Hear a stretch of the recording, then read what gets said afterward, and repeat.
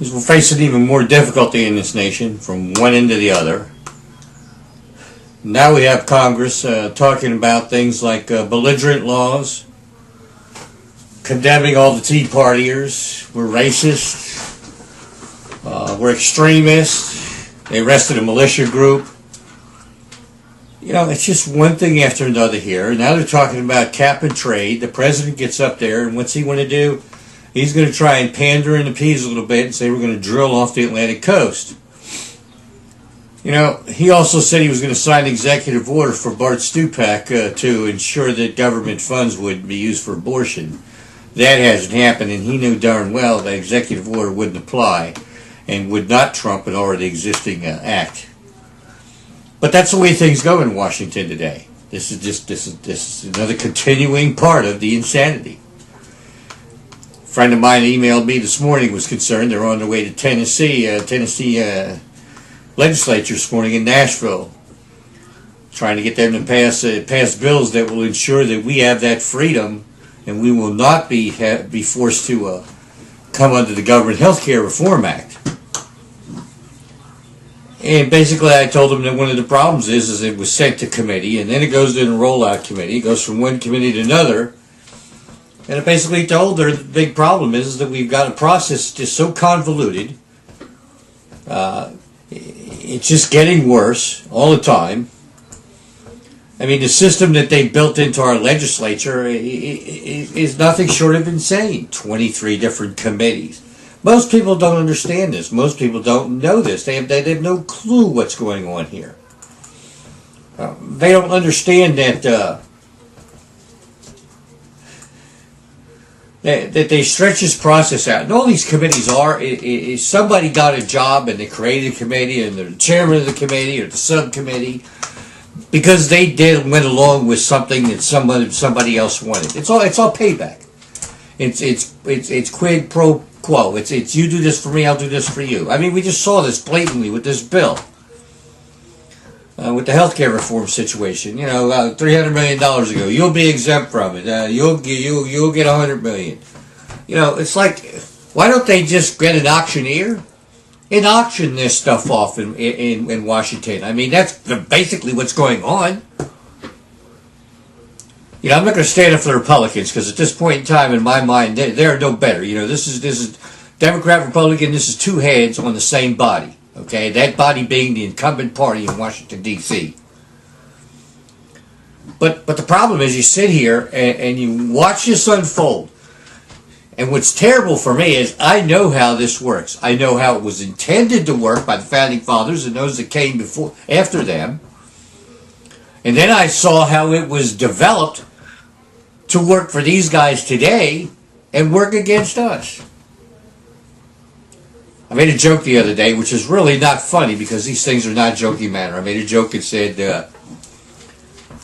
when's the last time you heard a congressman say the people? This is what the people want. I mean, lately they have. Boehner and some of these guys come out and they use the people.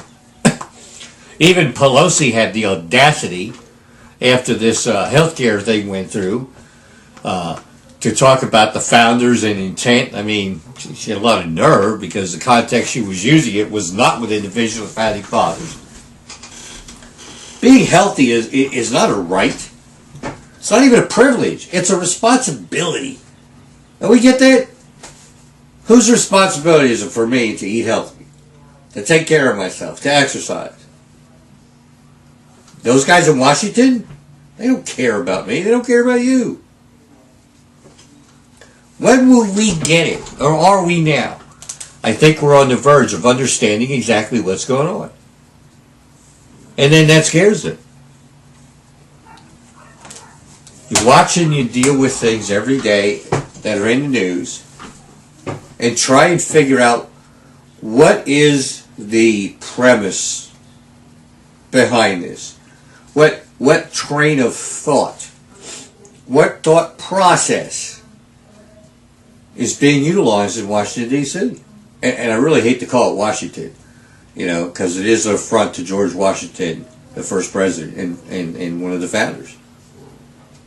I normally call it the D.C. Land Gang because that's all it is right now. It's a gang of thugs running this country. We got a gang, and we get the Obama Sotero gang in the White House, and then they're backed up by the Department of Justice with Eric Holder and his gang. And then in the Capitol, in the legislature, we've got a completely useless Senate. We have a House of Representatives that is actually, that's an affront to the idea and concept of representation, because they don't even represent the lobbyists anymore. They represent some insane agenda that they have on their own.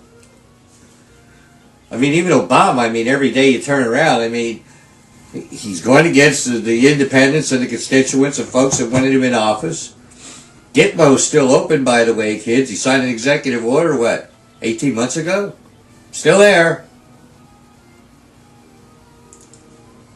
Khalid Sheikh Mohammed and those bums, they're still over there. They haven't come to Washington. The people spoke, and so did the governor and the mayor over there. I guess befuddled would be the term. It's kind of an old term. I'm befuddled. I'm trying to sit here and wondering why and where. Where are our true representatives? They pop up for a little bit, and then they always seem to disappear. And why did they disappear? Is it because somebody got something on them? It was something somebody knew and called them and said, "Hey, you need to calm down, all right?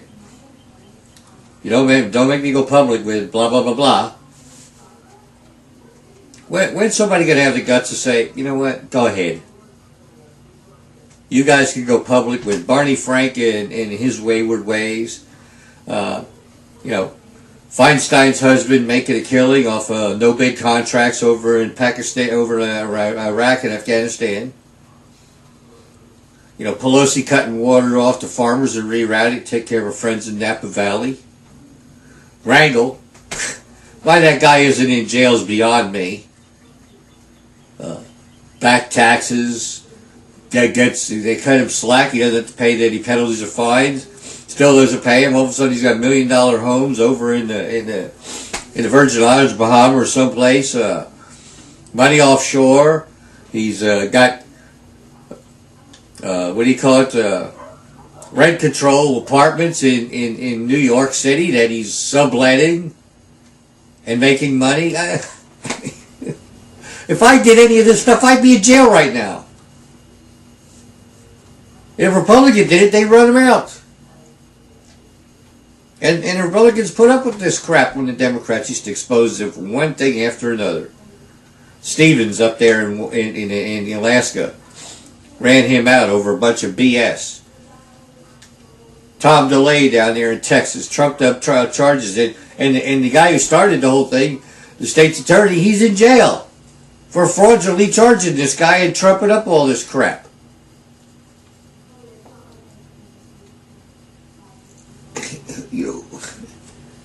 What happened to my America? Where, justice is blind? Blind but not ignorant? Who said these guys are above us? They're not. They're not above the law. We have a president who is violating the Constitution and nobody is even talking about impeachment. When there are actually constitutional laws that he has violated and he is subject to be impeached.